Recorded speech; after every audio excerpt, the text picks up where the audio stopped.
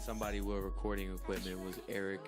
Hey, Price, what up, homie? Price, and he had the joint like that without the eyeball on it, but it was like duct taped to the ceiling. And I was like, all right, cool. You're still trying to take I was me like down. 13, break probably, me down on the south side. I shouldn't have been on the south side. Shout out to Price, man.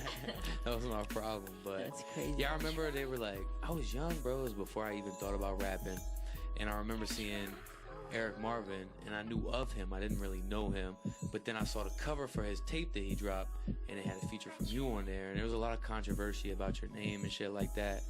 And it's just funny that I just recollected that as we're speaking to you right now. That moment. That's cool, bro.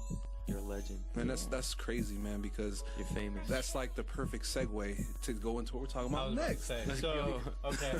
So after, staying heavy in the mixtape game, you found yourself in a little bit of trouble, we'll call it. So go ahead and elaborate on that if you would. Yeah, so basically we were talking about Eric. His homeboy actually told on me and got caught with some weed. I was selling weed back in the day, not gonna lie, you know what I'm saying? And dude was one of the dudes I was dealing with, you know what I'm saying? And we rapped together as well too. And I won't say his name, I'll just call him Takashi. But anyway, or Roger Rat, either way, whatever you want to go by. Let's go with 6ix9ine. 6ix9ine, we'll go by 6ix9ine.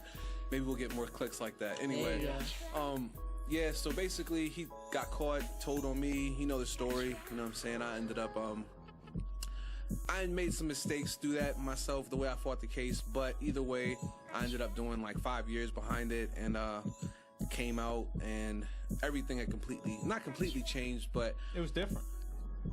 Yeah, the way music and media was consumed had changed a lot, you know what I'm saying? But anyway, yeah, that's pretty much how that went, and, did my time, and now I'm a good citizen. So this guy was literally at the top.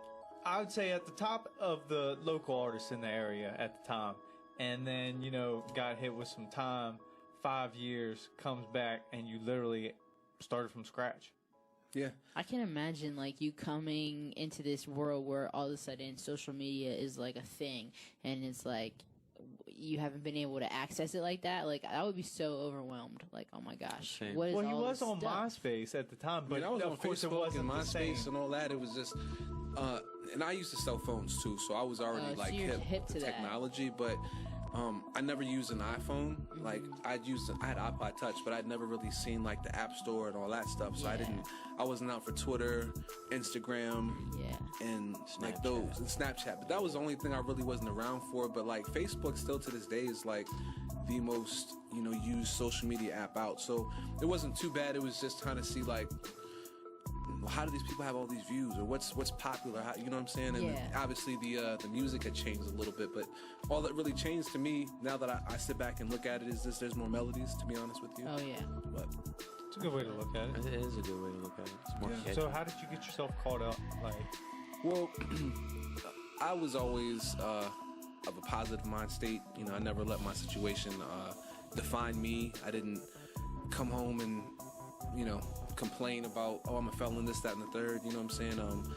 My girl at the time, who's my wife now, shout out Tammy, she definitely held me down and was crucial in helping me with my foundation and just getting back and not having to, Scramble. Exactly. You know what I'm saying? My mother was there to help too, for sure, but I didn't want to have to go back to mom's house, you know what I'm saying? And Tammy was pretty much there the whole time I was locked up anyway, so we ended up getting married probably a little bit after I got out, and then I don't know, it wasn't hard for me to really find work. I mean, I didn't find the work I wanted right at first, but it was just because I didn't know how to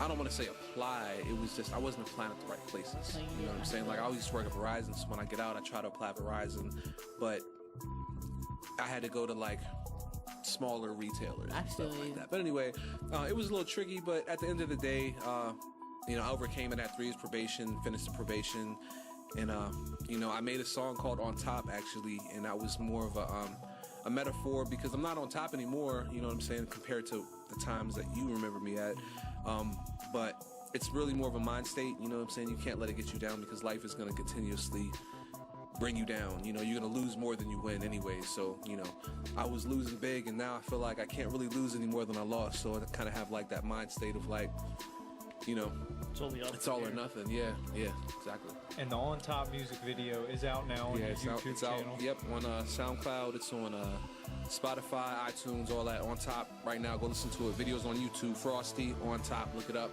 Yeah. I want to just make a comment. Like, what I'm a big fan of his music is that he writes his life stories in all of his songs.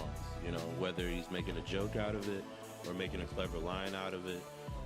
Knowing this guy as long as I've had, like, I could easily say a lot of it is very true. And it's looked in different perspectives and different angles, and that's what's gotten me as a fan, and eventually wanted me to definitely collaborate with him a lot more on a lot of records, you know, like the We Mobbin' and The Walking Dead and some other records that we have that's going to be released pretty soon. That it's real. Yeah, that it's real stuff, you know, like, and he's lived it, you know, it's stuff that you can easily look up, and, you know, it's well known around the area. And if not, you know, back in 2006, the rap game was like in a different field. I can't even imagine. There wasn't really as much. It was a weird time in hip hop.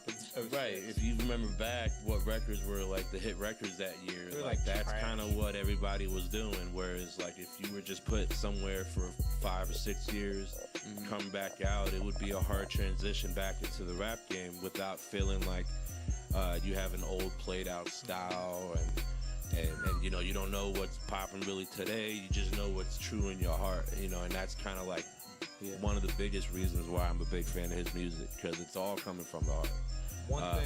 One thing he's never had to worry about was punchlines and wordplay and lyricism, because it was always there. Oh yeah. You know, and then like you said, with the storytelling and actually putting his life in, and it really helped, you know. Yeah, when we work together, I always preach versatility. You know, don't be afraid to be outside that box, be that wild dude, be that timid guy, because like you have those different sides to you. Why not? Right? Show them, expose that. Yeah. Right. I want to add on to that too real quick. It's funny that you said that, because when I was in jail, I felt like my music before I left, like 2010, was more of what was, the sound was more similar to what the music is now today. So when I went to jail, they wasn't feeling that at all. You know what I'm saying? Plus, I wasn't really like the greatest performer either, and a lot of my stuff, I'm a studio rapper, so I'm used to punching and stuff like that. But anyway, I go to jail and they're like, nah, you gotta come with it. You know what I'm saying? So like, the song that we're talking about now, The Walking Dead, that's coming out, I felt like, man, that's like a song that dudes in jail be feeling, because it's lyrical and it's just aggressive and whatnot. But I felt like, almost like I stepped back. You know what I'm saying? Even though like I wrote that song probably like 2 years ago, and I knew what was going on in the music climate, I was like, man, this is more like an older, I don't even say old school, because there's still hip hop out there, but it's like, it's not in the forefront as much as you see now. You know what I'm saying? So that experience really led me to come up with that song, because when I came out, I was like, I even have a line in there where it's like, King back, sling crack all over the town, it gets deep and I hope you drown. Like, just coming back and seeing, you know, what's going on, and feeling like, damn, I gotta get back to where I was at before. I gotta get my throne back, metaphorically, you know what I'm saying? Yeah. Because, you know, they don't respect you unless you're at a certain level anymore. And you know what I'm saying? Like, I was at that level, you know what I'm saying, before that the social media climate started, you know what I'm saying? And that all got taken away. So I kind of have a chip on my shoulder, like, man, I see this dude out here doing it, and not hating, you know what I'm saying, but more like motivation, because now I can look and see, oh, they did it like this, oh, that's how they did it, okay, cool. So now it's like, man, my perspective is just, it's so much wider now than it used to be. Yeah. You know, I really like the way the game is now, to be honest. It's probably a good thing. It probably gives you a lot of open doors for things that you can put your foot into that you might not have done before, because you might have been like, nah, that's not my lane. Yeah, for sure. Yeah, for 'cause sure. you had that chip on the shoulder or that. I feel like 2019 too, so many opportunities to just research and find this stuff out. Whereas like back then, we just assumed you needed a record deal. Yeah. And everything was just like A game, A+ every single time, even if it's just rhyming for one person, because you wanted that deal, because then everything will come. Whereas now you can easily achieve a lot of that stuff without that. Yeah. without signing something away. And now that we realize that, yeah, we're definitely pushing our stuff to the front now, for sure. You know, polishing these diamonds, ready to go. There you go. Exactly what it takes. Before we dive into the new music and what you got coming,